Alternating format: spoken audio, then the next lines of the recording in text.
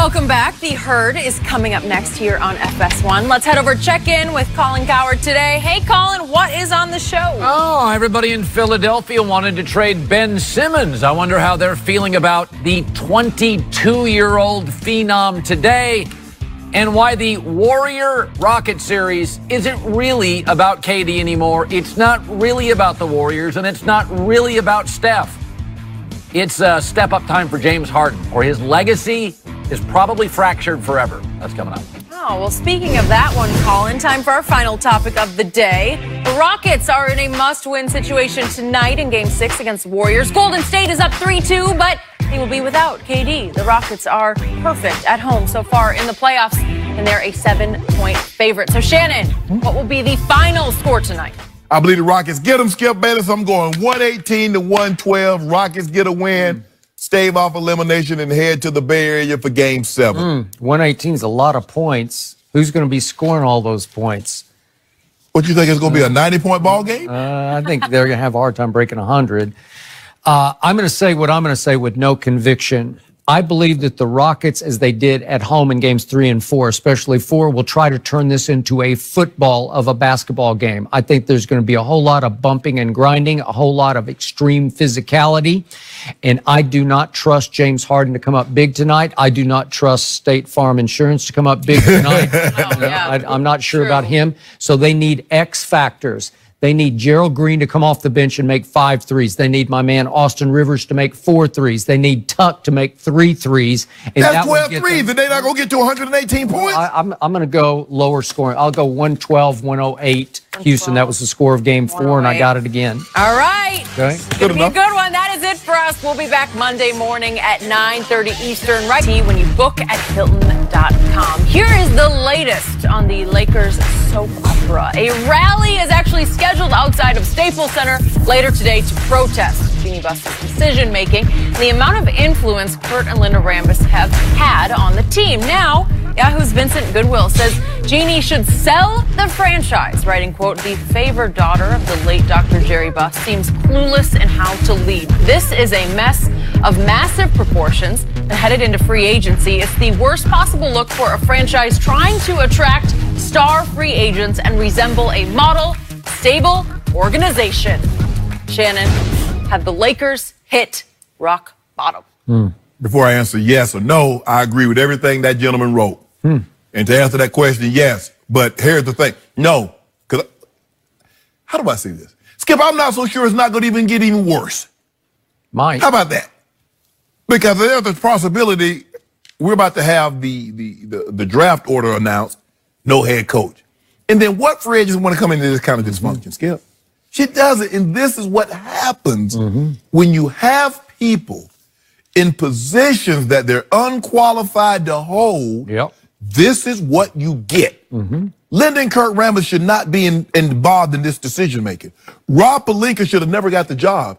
Jeannie got the job because she's the daughter of the dad that owned the team. And this is where we are.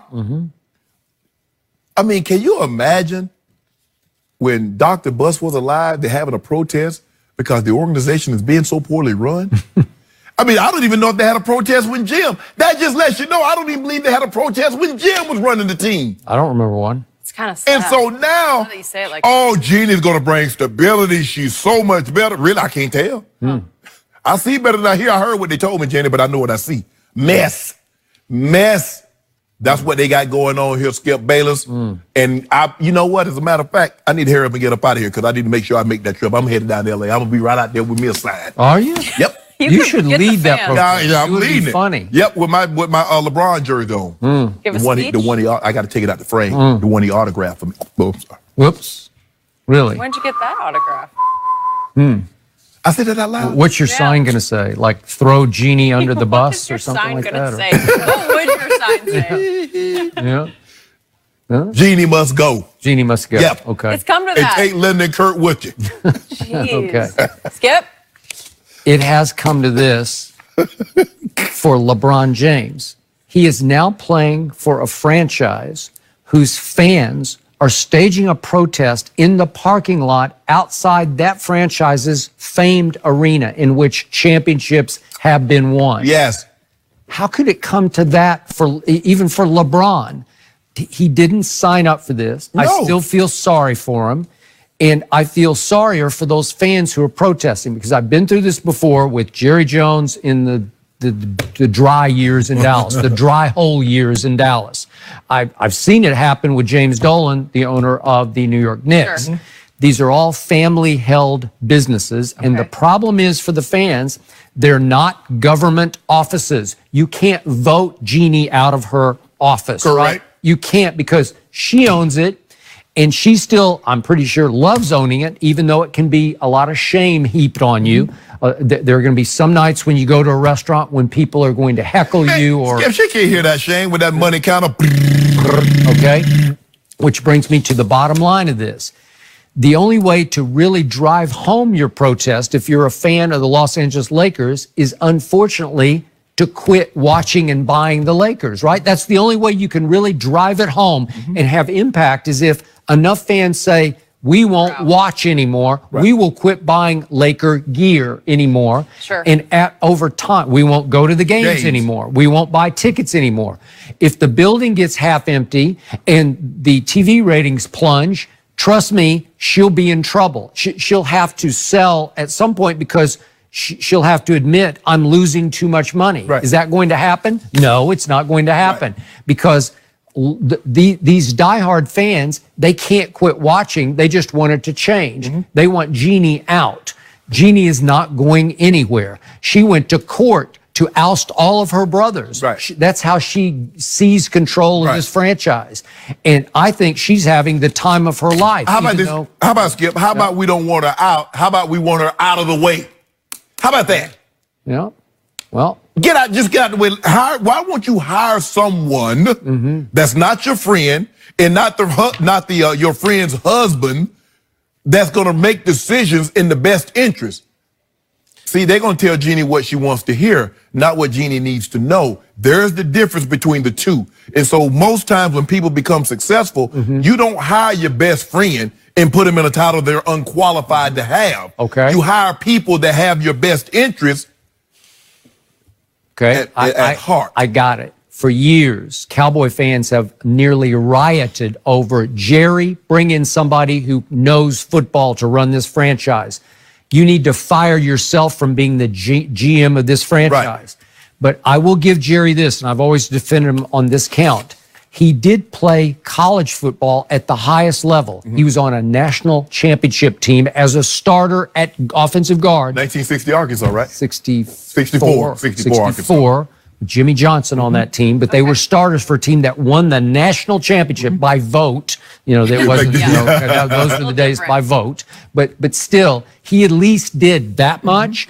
So has he made some bad decisions? Yes. Has he hired a great draft master in Will McClay that sort of changed life inside the franchise? Because there was a law, Skip. You saw the Jimmy Johnson years, and then you saw when he fired Jimmy and he took over, and now you see the Will McClay years. Okay. So you see the vast difference in between. Although he and Barry Switzer did win a championship together, with obviously a lot of players picked and schooled by Jimmy. With the exception of Larry Allen, most of the players were Jimmy's left to hold over. I will give you that.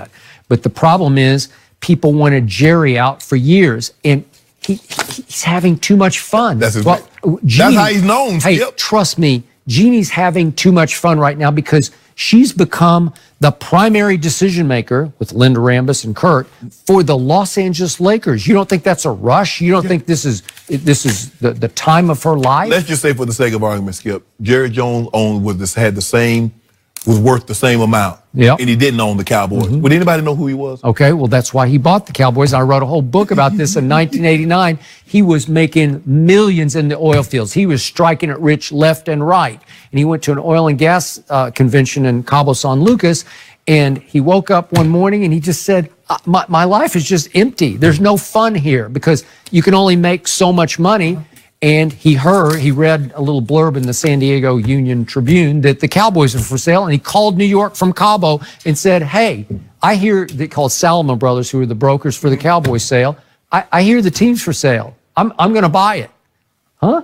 The guy laughed at him on the phone, but he did. He pulled it off. Okay? So, and his life changed much for the better. You don't think he's had a whole lot more fun owning the Dallas Yeah, Cowboys? considering I'd say. spent $130 million to buy it, and it's worth $5 billion or $4 Okay, well, then that's a whole nother issue. You're making even more money running the Cowboys as they just got, you know. And we've seen that. Steve Ballmer, Yeah. the late Paul Allen. Yeah. We've seen Stan Kroenke. Yeah. We've seen owners, Shad Khan. These guys worth billions, but we wouldn't know who they. I mean, unless you're that top guy, you know, the Bill Gates, the Jeff Bezos, those guys, the 100 billion, 90 billion. But you getting when I say small range, you getting that 10 billion to 5 billion. I got it. Nope. I don't know. But you know, O'Shea ain't got no O'Shea. She ain't got no billion, but they know O'Shea. Are you buying a team soon or what? Huh? What kind of team? I'm just kidding. All I can afford is a team uniform. I can't afford no team. Super fan. All right, well, enjoy that rally today, Shannon. Yeah. Let us know if your Gotcha. message is well received. Tony Romo, is he on his way to being a two-sport This is star? We'll discuss that next.